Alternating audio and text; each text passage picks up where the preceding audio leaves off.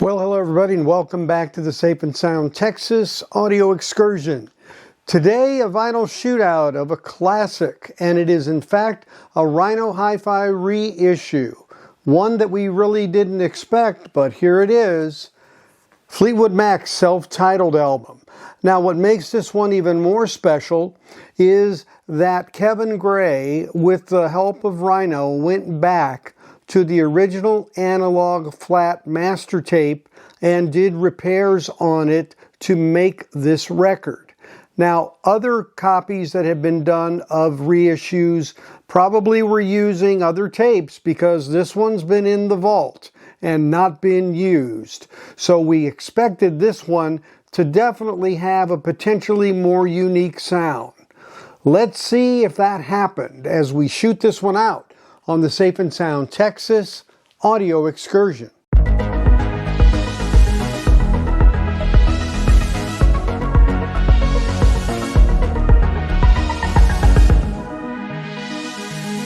So this is one I've been waiting for. It's one of my favorite albums. This is a notch above Rumors to me.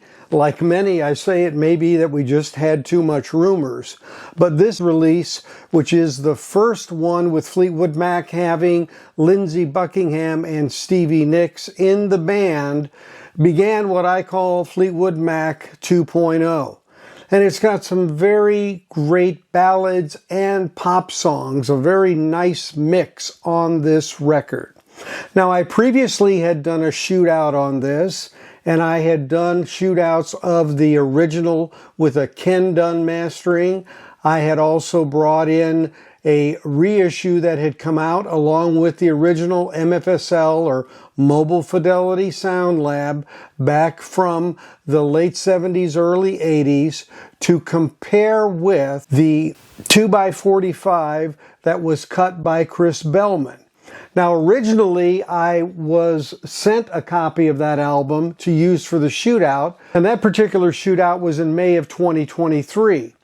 Subsequently, I did purchase a copy of this 2x45 myself from High Fidelity Records. Thank you, Josh.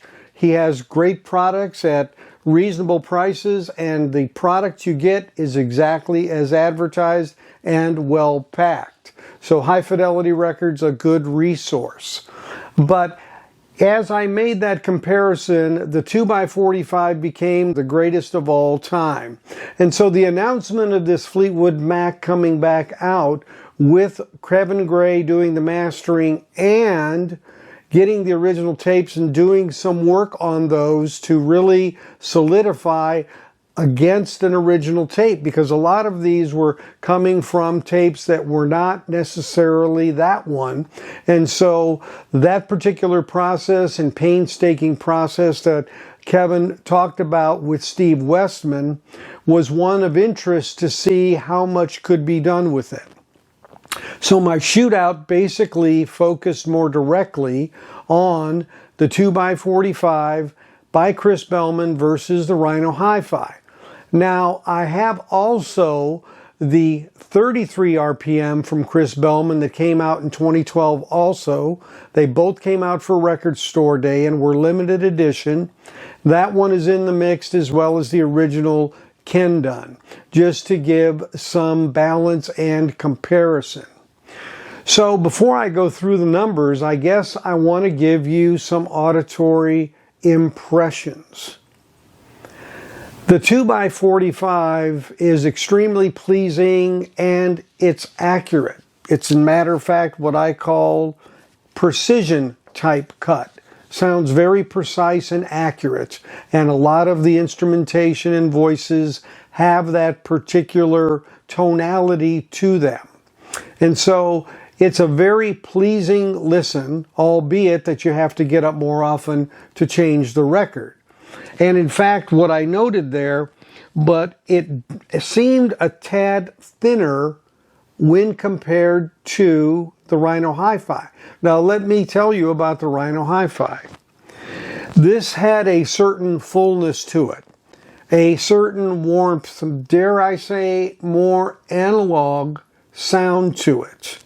And the accuracy was there. And there was an area that was a very special sonic interest to me, and it kind of jumped out at me a bit, which I'll talk about, this whole idea of the sound jumping out. But the snare drums were definitely very crisp and precise on the head, and that was more accurate and enforcing on the Rhino versus even the 2x45, which honestly was a bit surprising to me. But going back to possibly a better tape and a more painstaking process with it, that might make sense. And so this overall sound on the Rhino Hi-Fi was kind of a rich sound, somewhat warm, not overly warm, without losing precision. And again, it's on one LP at 33 RPM for $40. The 2x45 will set you back well into the hundreds, 125, 150, and up if you want a sealed one. So you've got to make those kind of trade-offs as well. So the Rhino certainly came to the dance and was ready to deliver the goods. And that's very good to hear, no pun intended, because value for your money is important, and the effort put in to go back and get a better original is exactly what we would hope someone would do to provide us this. Now, the Rhino came out with a 5,000 quantity that sold out very quickly of numbered versions, and another 5,000 of unnumbered, which may still be available. I think they are available on the Canada site if you might not see them on the US site. So this one definitely delivers the goods. And it just really has a really nice sound to it. It just is very pleasing.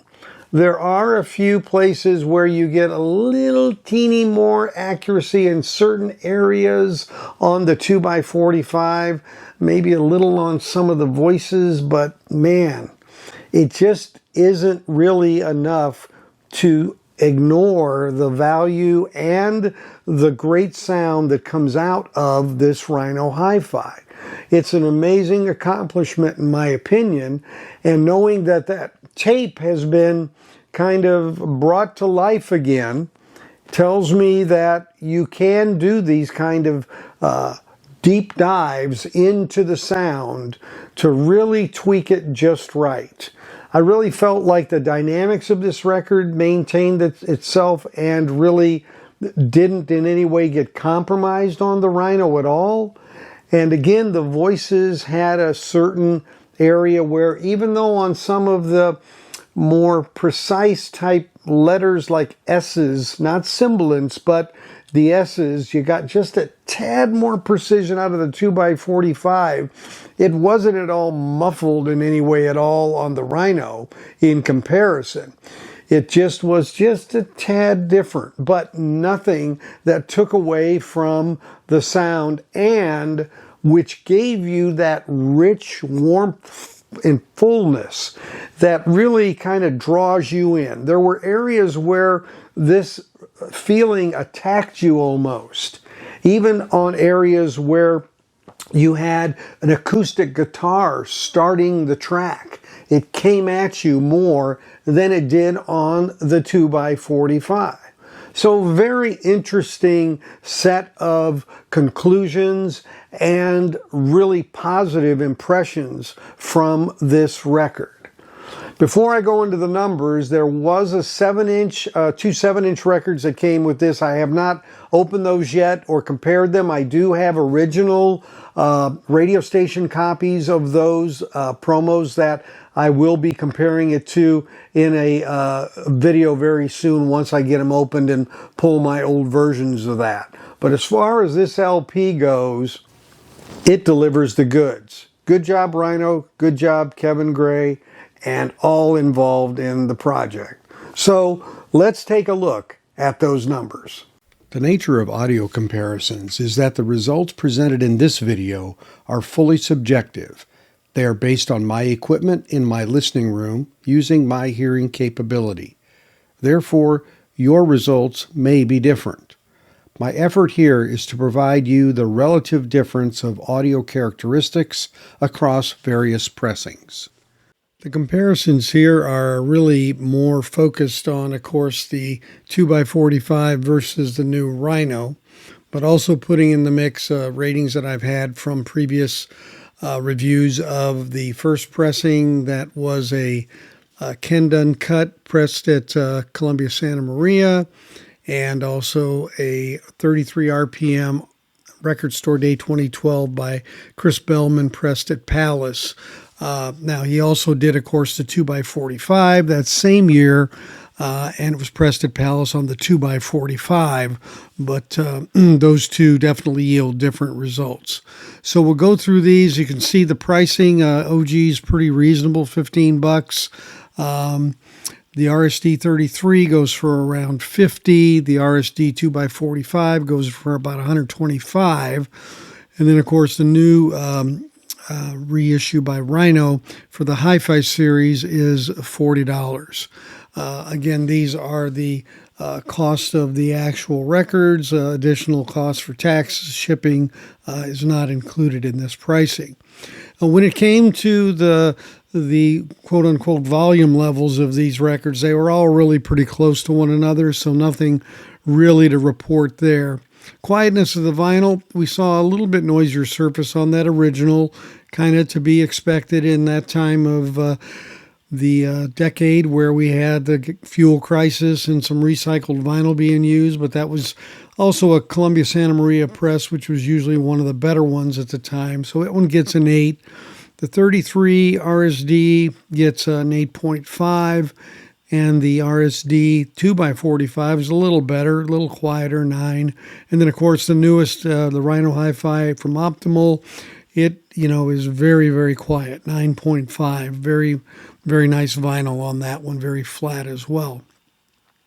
Coming to the actual sonics, when we look at the bass and the mid and the treble, we can see that the sound signatures across these records are such that the bass is most powerful in the 2x45 RSD and the Rhino, with the Rhino having the richest sound.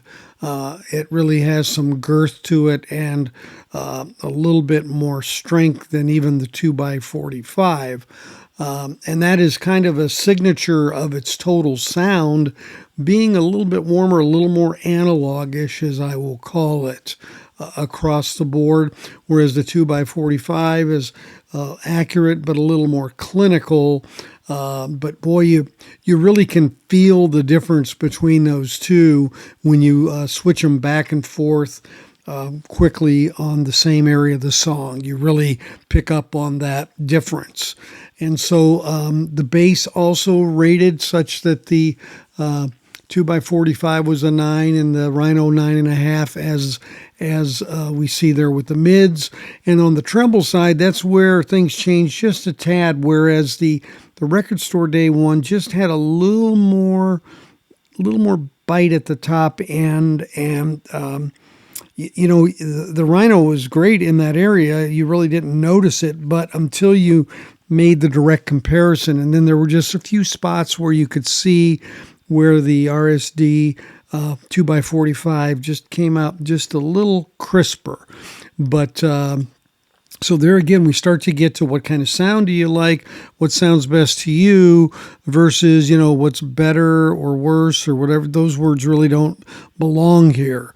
It's more of a matter of the way it sounds and what your taste is related to that. Dynamic range, they both got 9.5s, and soundstage and imaging, they both got 9.5s, the 2x45 RSD versus the Rhino. And but where we did see a pickup there with the Rhino is the voices. The voices really were sweet and warm and, just really had a nice texture. This record kind of comes at you a little bit. There's, just a little bit of oomph there, a little bit of extra secret sauce, I would say. And it really sounds sweet, especially especially when you get into songs like by Christine McVie with her voice, really stand out on the Rhino. So as you can see, the OG and the 33 RSD were in like the lower 8s, and then the RSD 2x45 and the Rhino were, 9.3 versus 9.5. Where you really see the difference here is the cost factoring against these numbers, where the OG's obviously pretty cheap. The 33 RSD, it's a little $6 for each rating point. That's not quite as good as the Rhino, which is brand spanking new. You know it's going to be clean. You know it's going to be flat, and you're going to get a great pressing at $4.21 per rating point. That's pretty reasonable and a value, because it takes over $13 worth of that same rating to points for you to pick up the Record Store Day 2x45.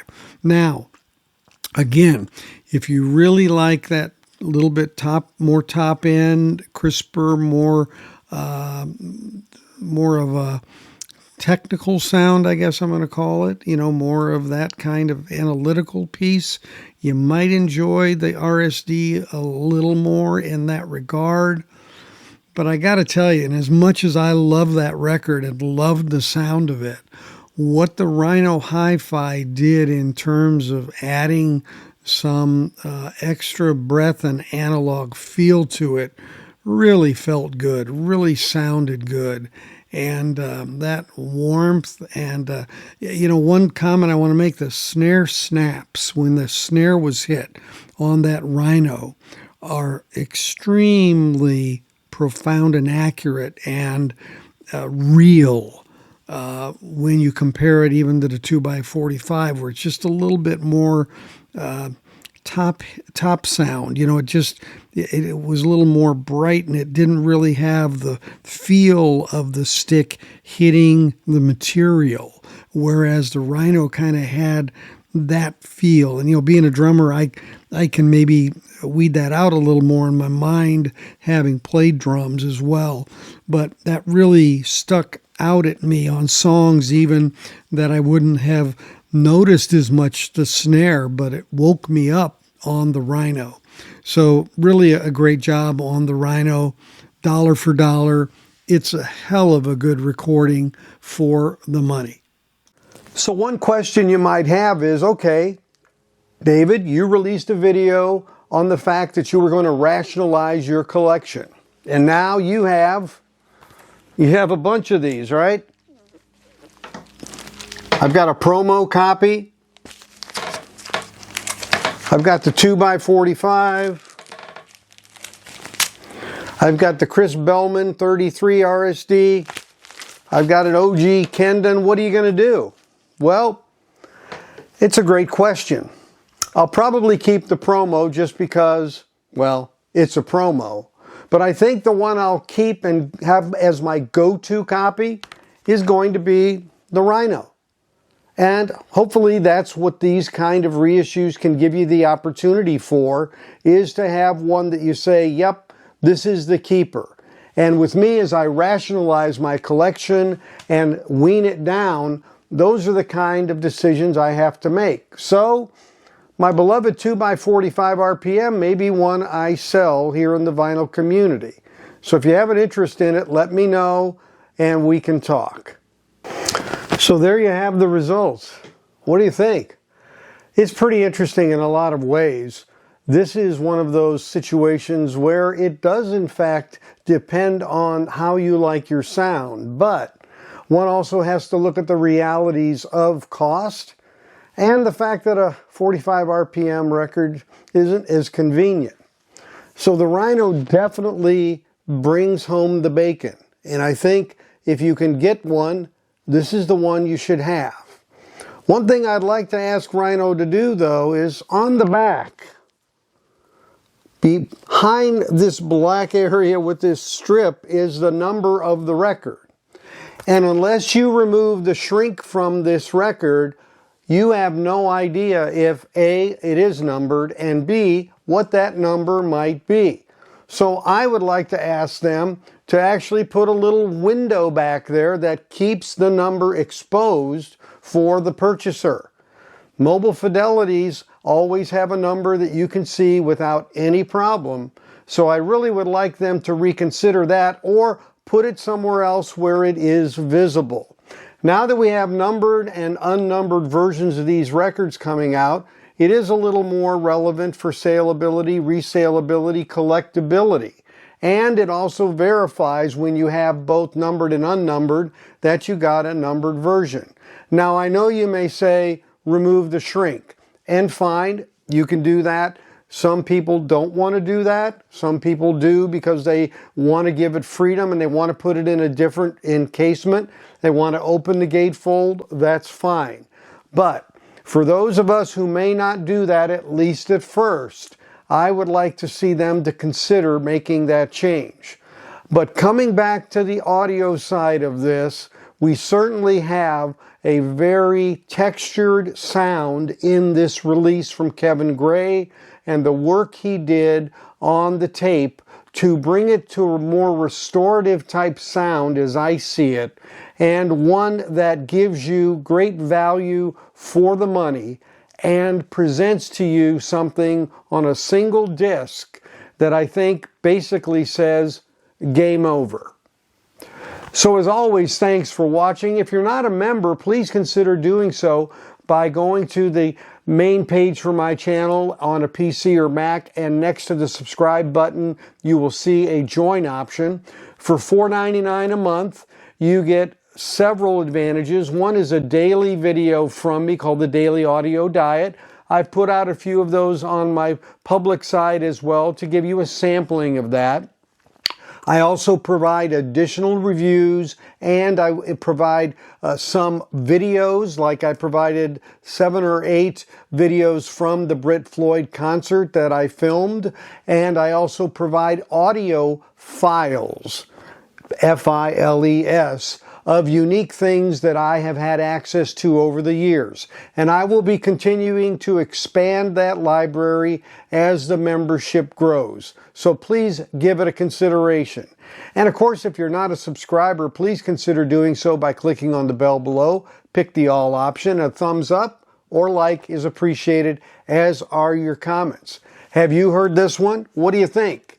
To me, it's the way to go. So until we catch you next time, thanks for joining me on the Safe and Sound Texas Audio Excursion. Take care, everybody.